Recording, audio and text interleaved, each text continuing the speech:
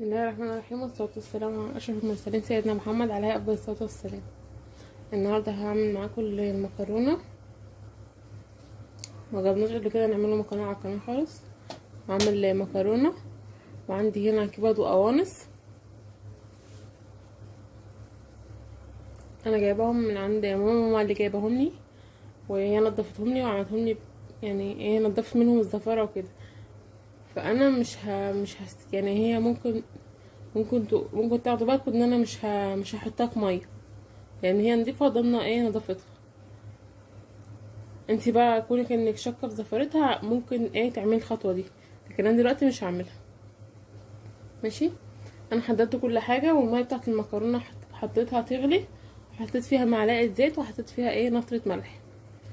وهنا معايا فلفل ابن لذينه كده حراق جامد، من ساعه ما قطعته اصلا وانا ايدي مش طايقاها. وتوم،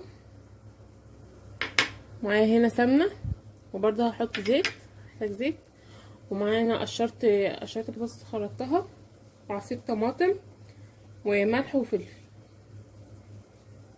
وهحتاج سكر برضو. تمام. نيجي بقى عند البوتاجاز، وناخد المكرونه معانا عشان هننزلها في الميه. كده احنا جايين عند البوتاجاز اهو. هبدا بقى اضيف المكرونه.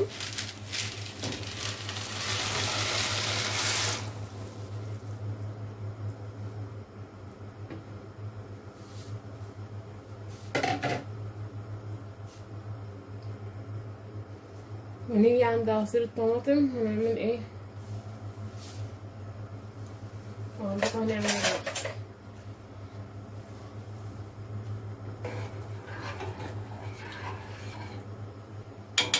عشان متبقاش، انا قلبتها تقليبه كده عشان متبقاش مكتوله فوق بعضها لما تستوي. هنا بقى هنيجي عشان نسبك الطماطم. انا جبت حله فاضيه، حطيت سمنه، واول ما تبدا تسيح هبدا انزل بعصير الطماطم اللي انا عملته.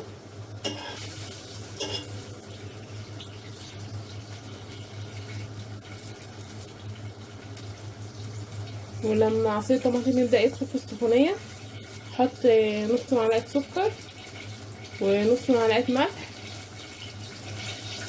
ونطفي فلفل بسيط. نعمل كده ونضيف عصير الطماطم.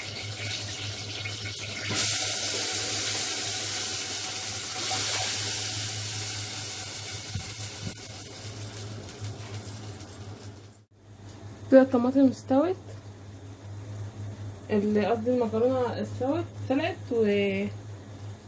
طلعتها صفيتها في مصفى وفتحت عليها الميه. هجيب بقى الطاسه هنا كده،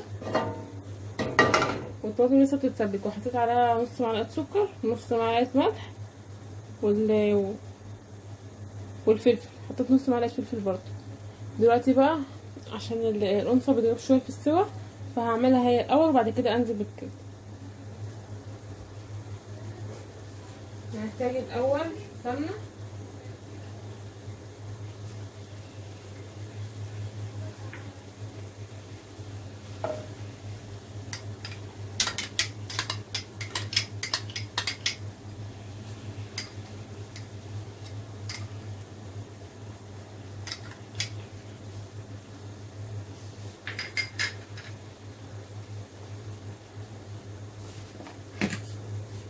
وشويه زيت،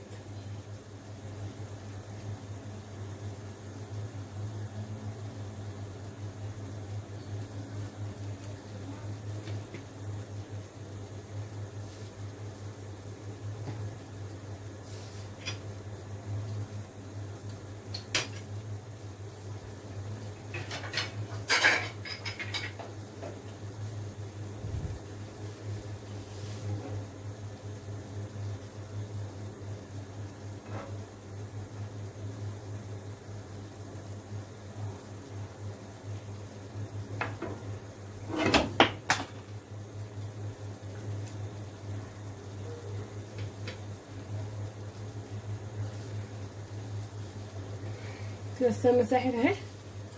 هنبدا ندي للقنصه صدمه كده.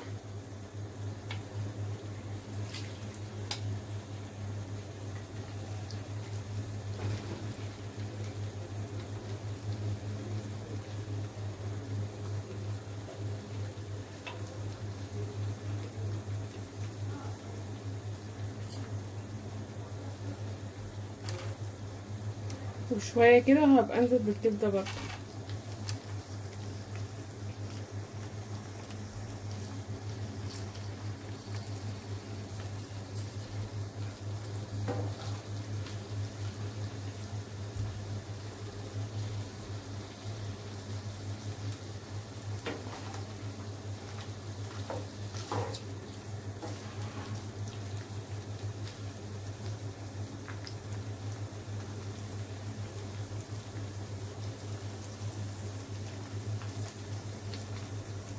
انا مش هقلب فيها خالص غير لما هي اتاكد ان هي خدت صدمه من تحت كلها.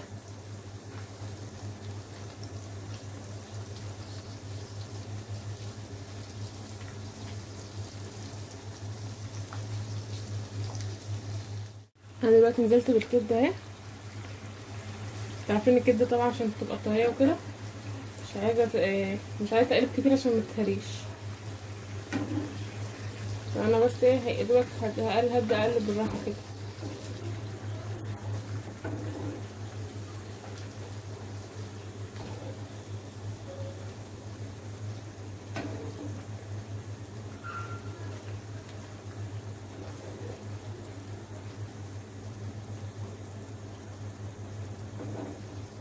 هنسيبها مع نفسها كده بقى، ومش هنبدأ نحط الثوم والفلفل والتوابل بتاعتنا غير لما نتأكد ان هي نزلت المية بتاعتها وما بقاش في ايه غير يعني شوية السمنة ده خلاص.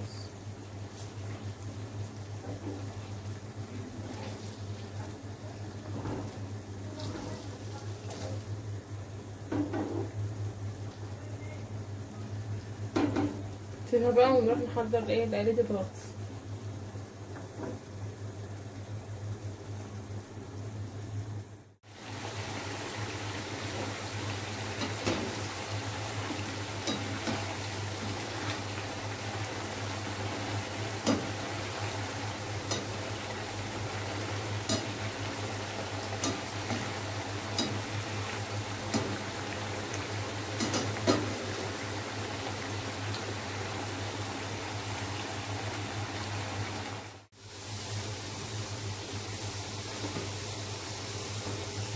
انا دلوقتي فضيت المكرونه على الطماطم هي بعد ما اتسبكت.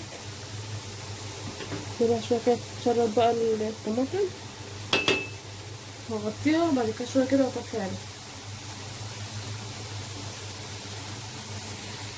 كده كفايه بقى على الكبده. خلاص اهي قربت تنشف عشان متحرقش مننا.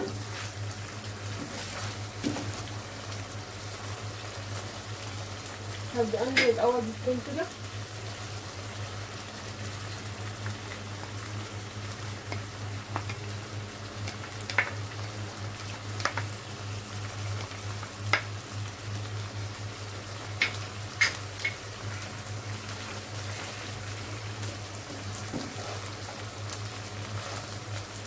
اعمل له زي طش على جنب كده.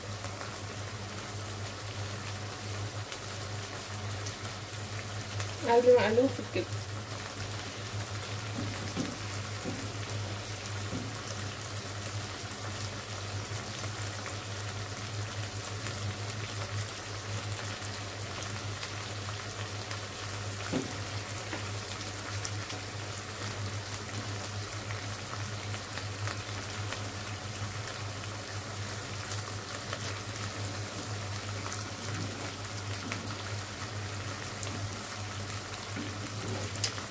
في المطبخ دي اصعب حاجه والله،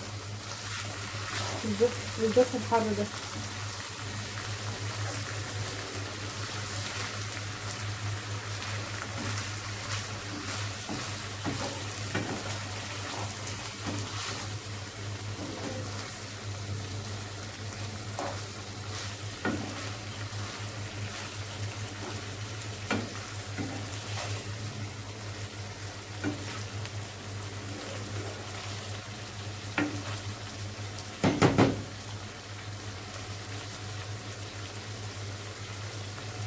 هنزل بقى بالفلفل كده.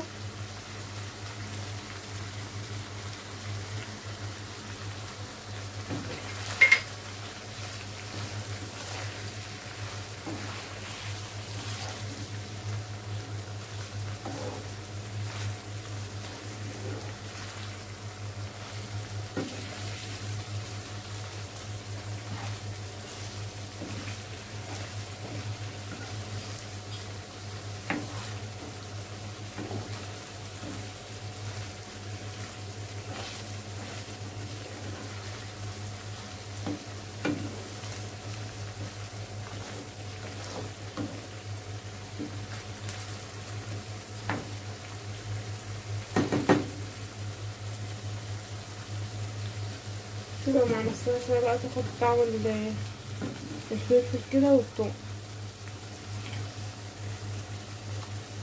كده. الحمد لله الغدا بتاعنا خلص. الكبده اهي والقوانص مع الفلفل الجبار بقى مولعه، والبطاطس المقليه والمكرونه. انا مرضتش اتك على فيستاشيو لان انا بحبها سايحه شويه. يا رب يكون عجبكم الفيديو وتجربوا الكبده بنفس الطريقه بتاعتي كده. السلام عليكم ورحمه الله وبركاته.